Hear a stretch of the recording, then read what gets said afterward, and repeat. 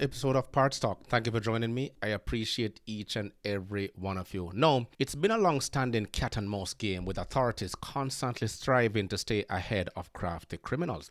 But here's a twist. It's not just the guys anymore. Women are now joining the ranks in this high-stakes game of white-collar crime. Don't get me wrong. Fraud is no laughing matter, but today we're diving into the quirky, light-hearted side of this otherwise serious topic. So buckle up as we explore how women are breaking the glass ceiling in the fraud world. And if you're new to the channel, please hit that subscribe button so you'll be notified when I drop a new episode. And if you like what you see and hear, please hit that thumbs up button. So for years, automotive fraud was a male-dominated field. The typical fraudster was a slick-talking salesman or a savvy tech guy manipulating car titles and odometers.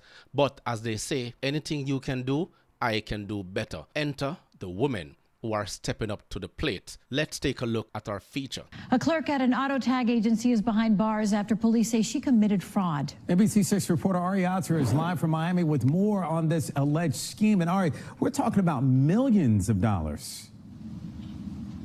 Yeah, Juwan, think of it like money laundering for stolen cars, car laundering. Doral police say they've busted up a car theft ring which had stolen at least 18 luxury vehicles. And with fake VIN numbers, they just put VIN numbers that are counterfeit onto the cars. And with phony titles, they could then resell those vehicles. And two of those cars are sitting here at the Doral Police Department out back.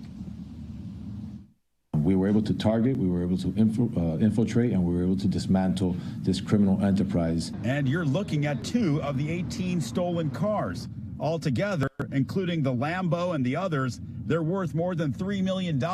These individuals were targeting expensive vehicles, and they had made a connection with this person that we arrested yesterday at the tag agency, so it was a perfect storm. She's falsifying the documents for these stolen vehicles. Catherine Moran is charged with 18 counts of official misconduct and 18 counts of title fraud. According to Doral police, she enabled the car laundering enterprise to function. She allegedly rubber-stamped counterfeit documents for the cars, which were stolen all over South Florida. A car could have been stolen in Broward County, brought to this chop shop in Doral. These individuals. But the thing is, in recent news, women have increasingly been implicated in automotive fraud schemes. And these range from falsifying loan applications, taking deposits and not delivering, defaulting on car payments, and everything in between. And we've seen a noticeable uptick in female perpetrators over the past few years. It's not that women are more inclined to commit fraud, it's just that fraud, like many other professions, is becoming more equal opportunity. Let's continue. Individuals would revin the vehicle, create fictitious paperwork, present it to Miss Moran in the tag agency in the city of Miami. Miss Moran would issue them false paperwork, register the vehicle used in the Florida databases, collect $800 to $1,000 per vehicle that was presented to her through Cash App, Zelle, or other means. And that's how this thing kept happening over and over. It happened 18 times. Moran allegedly pocketed about $20,000, and the car owners aren't the only victims. The reason why sometimes insurance prices are so high and these premiums are so elevated is because of these types of crimes. So it's something that we take extremely serious. So instead of taking cash directly, she's using Cash App and everything else that they can trace.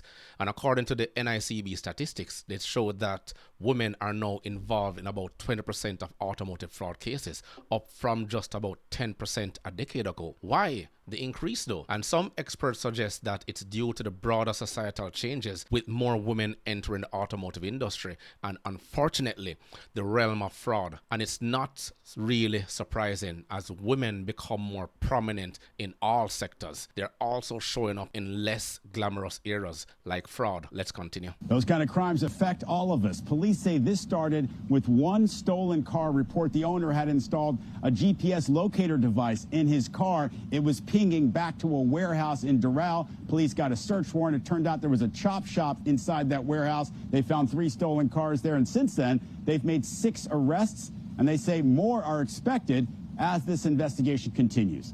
We're live at the Doral Police Department. Ari Otzer, NBC6 News. It's a reflection of the changing times. It's important to remember that fraud knows no gender. Both men and women who engage in these activities face serious legal consequences.